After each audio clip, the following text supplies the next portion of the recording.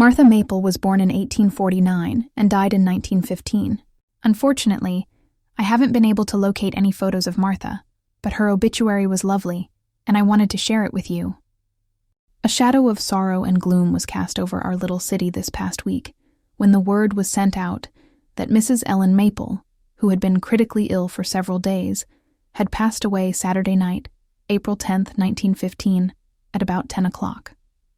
Although for many years she had been quite frail, and her demise at any time would not have been entirely unexpected, yet her last illness came at a time when she was in better health than usual, and being of only a few days' duration, came as a severe shock to her family and friends.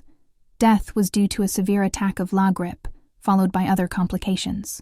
Impressive funeral services were conducted Monday morning at 11 o'clock by Reverend W.B. Leonard. A large number of friends assembled on this sad occasion to pay their tribute of respect to this aged and well-beloved friend and neighbor. Loving hands had made the church beautiful, and the casket, which contained all that was mortal of this dear old mother, rested during the service, amid a bower of lovely plants and flowers, which in life she had loved so well.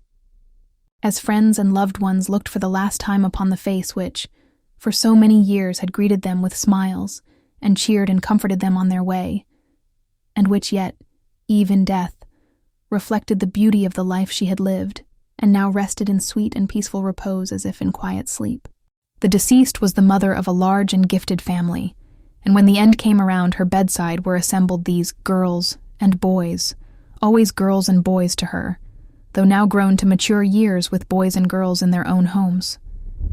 All the care and love that they could bestow upon her or the skilled attention of the physician in charge could not cast aside the decree of the grim reaper, and after lingering for only a few days, the sufferer's spirit took its flight.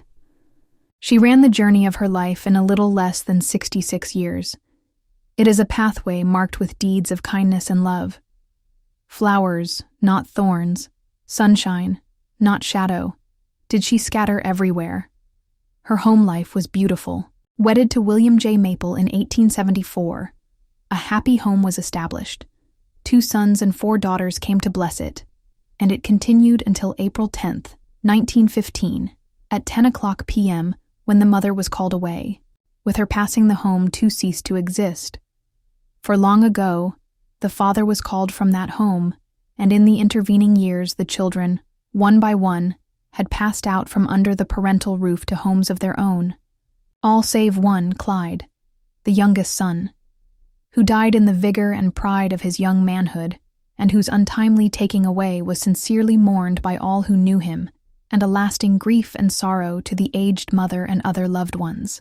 The children who survive, all of whom were with her when the final summons came, are Mrs. J. O. Miles, Mrs. J. W. Savage and Frank Maple, Olive Beaver, Mrs. D. Emery Treacle of Harper, Kansas, and Mrs. Grant Harmon of Richfield, Kansas, R. A. Maple of Mocane, a nephew, though more like a son, for he was reared in the Maple home and shared the mother's love and devotion as the other children of the family, was also at her bedside. A brother arrived from eastern Kansas to attend the funeral. Life will never be quite the same to those who knew her, while those who were nearest to her will long with unutterable longings for mother, she who can best make smooth the rough places, and when all others fall is ever ready, willing and anxious to comfort in the patient, gentle and self-sacrificing manner, known to the mother heart alone, gone from their sight. But because life and love are stronger than death, she is there still. To the loved ones whose hearts are sad and filled with loneliness, which time alone may temper, but which will never be entirely banished, the editor of the Herald desires to extend sincere sympathy, and in all such expressions of regret, we are joined by a legion of friends of the family who knew Mother Maple, but to love her, and who held her in highest regard.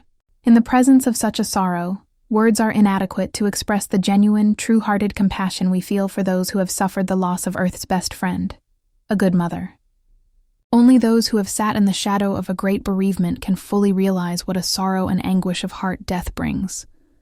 Such anguish cannot find solace in the tenderest of words.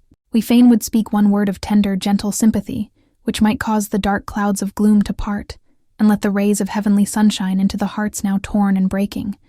but we realize how helpless we are to banish such a grief.